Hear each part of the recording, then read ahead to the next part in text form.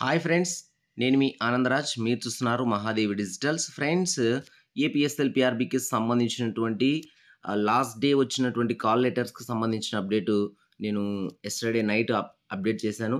So ఇక ఈ వీడియోలో మనకు ప్రజెంట్గా ఉన్నటువంటి అప్డేట్ ఒక బ్యూటిఫుల్ అప్డేట్ అని చెప్పాలి. ఎందుకంటే ఏపీఎస్ఎల్ పిఆర్బికి సంబంధించి హైకోర్టు విషయంలో చాలామంది నిరుత్సాహంతో ఉన్నారు. సో వారందరికైతే ఒక గుడ్ న్యూస్ అని చెప్పాలి. అది ఎవరికి అంటే హోమ్ గార్డ్స్‌కి. ఎందుకంటే వాళ్ళైతే చాలా సెన్సిటివ్‌గా, సీరియస్‌గా కేస్‌నైతే వాళ్ళు ఫార్వర్డ్ చేసి ఆహ్, మొత్తానికి ఇందులో సక్సెస్ అయ్యారు అనైతే మనకొక గ్రీన్ సిగ్నల్ ఇక్కడ కనిపిస్తుంది. హోమ్ గార్డ్ అభ్యర్థులకు హైకోర్టులో ఊరట. కానిస్టేబుల్ల ఎంపికలో వారినైతే ప్రత్యేక కేటగిరీగా పరిగణించాలని హైకోర్టు అయితే ఆదేశించింది. ఫ్రెండ్స్, ఇందులో ముఖ్యంగా ఏంటంటే ప్రాథమిక పరీక్షలో హోంగార్డ్ అభ్యర్థులకు వచ్చిన మార్కుల ఆధారంగా వారి కోసం 6 వారాల్లో ప్రత్యేక మెరిట్ జాబితానైతే రూపొందించాలని స్పష్టం చేసింది. ఇక దీనికి సంబంధించినటువంటి ఈ మనకు చూసుకున్నట్లయితే కొన్ని ఎడిషన్స్‌లో ఈ విధంగా కూడా వచ్చింది.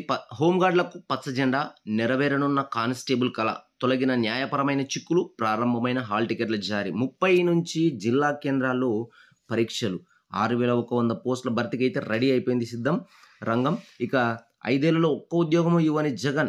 అలాగే ప్రత్యేక కేటగిరీగా హోంగార్డులు, కానిస్టేబుల్ నియామకాల్లో ప్రాధాన్యం. 6 వారాల్లో వాళ్ళకైతే ప్రత్యేక మెరిట్ లిస్ట్ ఇవ్వాలని రిక్రూట్మెంట్ బోర్డుకు హైకోర్టు అయితే ఆదేశాలు జారీ చేసింది. దీనికి సంబంధించినటువంటి ఫుల్ లెంత్ ఫైలు మీకు కావలిస్తే ఆంధ్రజ్యోతి ఈ పేపర్లో మీరైతే డౌన్లోడ్ చేసుకొని చూడొచ్చు. ఎందుకంటే కాపీరైట్ స్ట్రైక్స్ వల్ల నేనైతే దాన్ని అప్డేట్ చేయట్లేదు.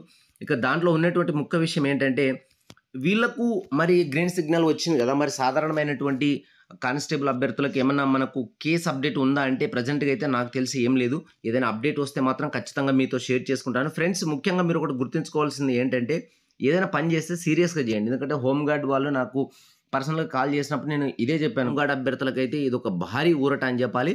ఇక మరి నెక్స్ట్ 6 వారాల్లో వాళ్ళకు సంబంధించినటువంటి ప్రత్యేకమైన కేటగిరీ లిస్టు తయారు చేస్తే వేచి చూద్దాం. అంతవరకు మీ Anandraj. Have a nice day. Next అప్డేట్లో మీ ముందు ఉంటాను ఫ్రెండ్స్.